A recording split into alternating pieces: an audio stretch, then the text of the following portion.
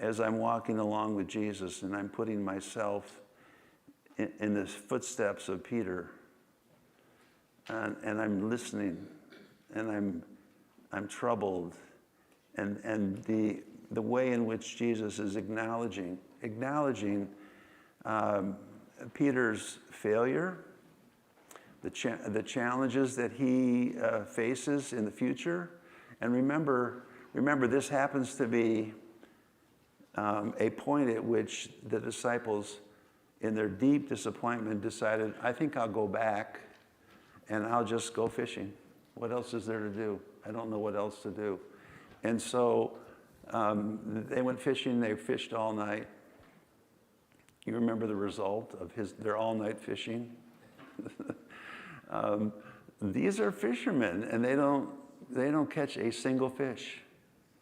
And Jesus shows up, and he makes a fire, and he calls out to them and says, "How's it going? How you guys feeling? Are you feeling it?" And he says, "Well, why don't you just throw the net on the other side of the boat?" Which they did. And all of a sudden, there's 150 some fish in the net, and Peter recognizes what is going on at this point, jumps out of the boat and goes to the shore first there. He's always the first there. If you notice Peter's got something about him that I really like, because he wants to be there, and he wants to be there first. So this story sort of frames this whole idea of our call and how God confirms our call to us. And he's telling us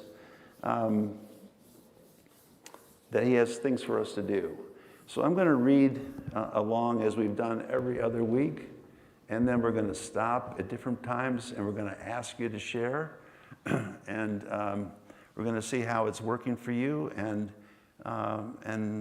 I pray that God is right in the midst of us talking about why this is such an important topic, which is, why do we want to learn how to pray? We want to deepen our relationship with God. You know, it's just not chit-chat. It's not like, how's your day going, Jesus? Mine isn't going so well. So this is really getting down to the heart and soul of it. And I have a feeling there's going to be some interesting reactions to some of the things that we're going to talk about. And I know that Romanians never like controversy, so we'll see. So we'll see how that goes. All right. If you allow me, I'm just going to get a sip of water, and then we'll start. When they'd finished breakfast, Jesus said to Simon Peter, "Simon, son of John, do you love me more than these?" The word "these" he's referring to is going fishing. It's what you do always. This is how you make your living. Do you love me more than going fishing? He said to him, "Yes, Lord, you know that I love you." Jesus said to him, "Feed my lambs." A second time he said to him, "Simon, son of John, do you love me?" He said to him, "Yes, Lord, you know that I love you." He said to him, "Tend my sheep." He said to him a third time, "Simon, son of John, do you love me?" Have you ever heard those words? Do you love me? Jesus saying to you, do you love me? Do you love me? And he said to him, "Lord, you know everything. You know that I love you." Jesus said to him, "Feed my sheep. Truly, truly, I say to you, when you were young, you girded yourself and walked where you would. But when you are old, you will stretch out your hands, and another will gird you and carry you where you do not wish to go." This he said to show by what death he was to glorify God. And after this, he said to him, Follow me, Peter. Now this gets interesting because this is really who we are. Peter's reaction to Jesus after the third time was, Peter said, when Peter saw, follow me. Peter turned and saw following them the disciple whom Jesus loved. When Peter saw him, he said to Jesus, Lord, what about this man?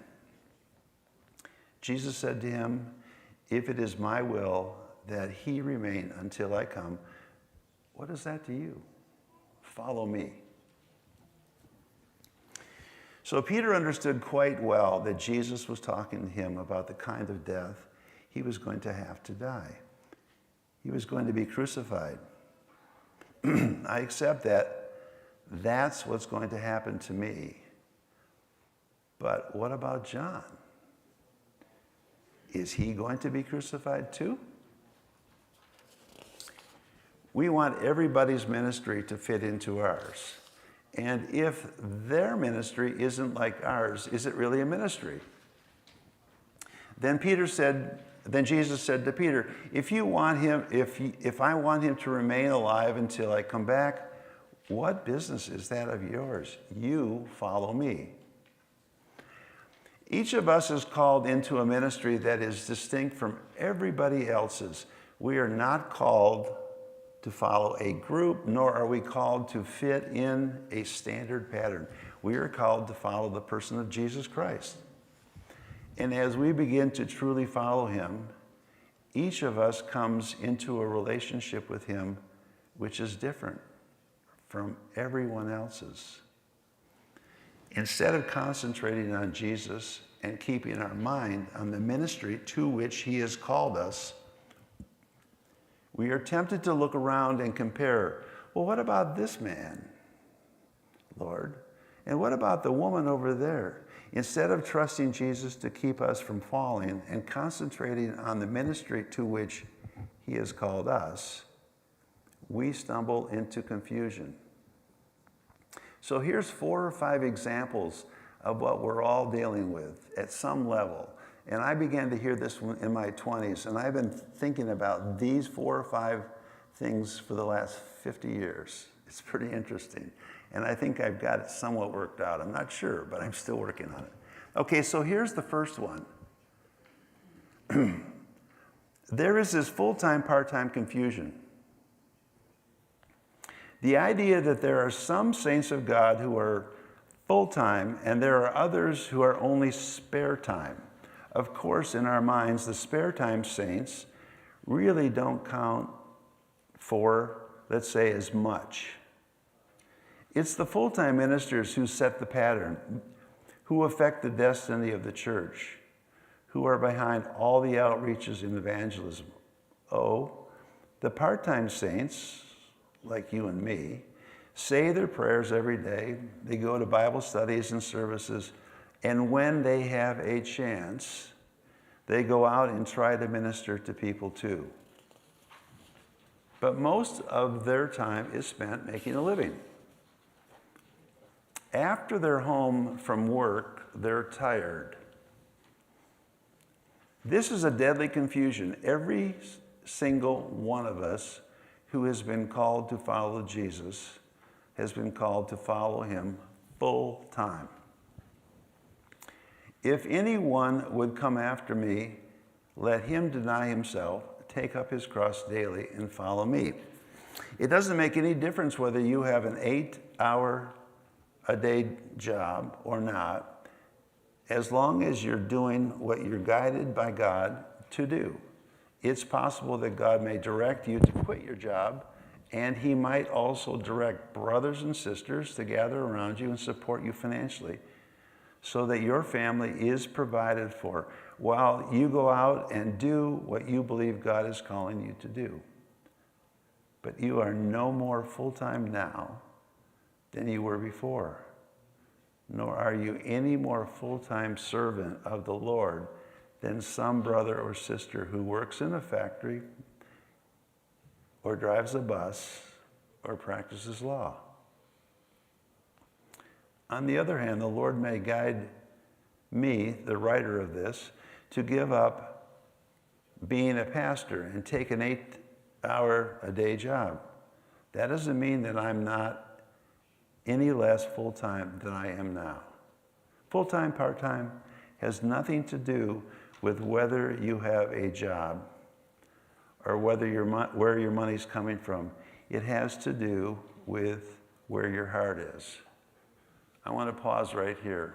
I want to open up the floor. Has anybody here ever dealt with this particular issue in their life?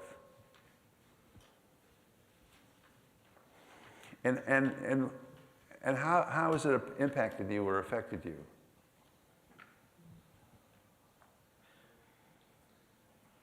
So I would just say that just for kind of a bit of context, the Romanian evangelical Christianity is pretty much built on the idea of the part-time ministry, the spare time ministry, and very few of us today, but also in the past, have been full-time ministers. So I think our danger, because all of us are working, have other jobs. Pastor Aurel has a full-time job, 40, 50, 60 hours a week. So it's tempting to fall into that temptation that we are never full-time in full-time ministry, because we're just part-time involved in the life of the church. So I think for us this is a big danger. It's a huge danger. And so on the other hand, we don't expect anybody to be full-time. So we don't fall in that trap. We don't have any full-time ministers whose job is just to be in the church from Monday to Saturday. So maybe that's not a problem for us, but I think what you're getting at is the mentality, is the idea that because we are not involved from Monday to Saturday in the life of the church here, we got nothing else to do, right? We are not in ministry at all. Are you any less a pastor than a real? I think so. I mean, in some ways, yeah. In some ways, because I don't, Pastor Aurel and all the pastors here, they have not just a ministry, but also an investiture. They're invested by the church in this role. And I have something else going on. But I think so. But on the other hand, I am just as everyone here involved in full-time ministry. Yes. Exactly. So I'm maybe not a full-time pastor, but I am in full-time ministry from the moment I wake up to the moment we go to bed. Yep. That's the point. That's the point. That is the point. And I have to say, just again for context, and the reason why I really invited David to be part of this. David and I have had conversations like this for years, over coffee at cafes and stuff like that. And literally, this is the stuff that we would talk about. Like, we wouldn't meet to talk about anything else, just the weather. And the kind of conversation that we are having right here is the kind of conversation we just would always have. So that's why I said to him, you need to share this kind of thinking, this kind of stuff that you have in your head with a wider audience. I'm super enjoying it, and I think other people would enjoy it, which is why I encourage him to do this. And I think it's very helpful. But I'll let other people share. I think I have a different experience. I was working. I had a very demanding job. I was attending at that time an American church. So I was involved in the choir. So I had to lead the choir. In order to lead the choir, I had to learn myself first the songs because I was not that good in music.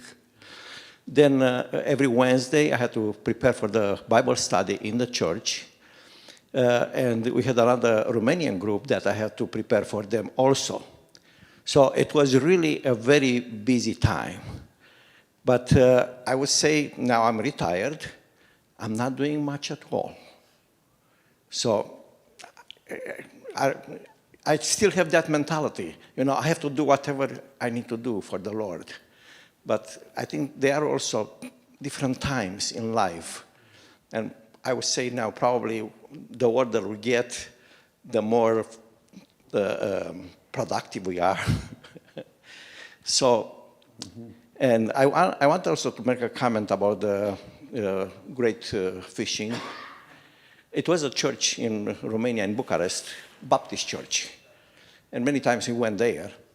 And they had a week of evangelism. They had different preachers every night and things like that. When everything was finished, they asked who received the Lord in that week. How many do you think they were? 153.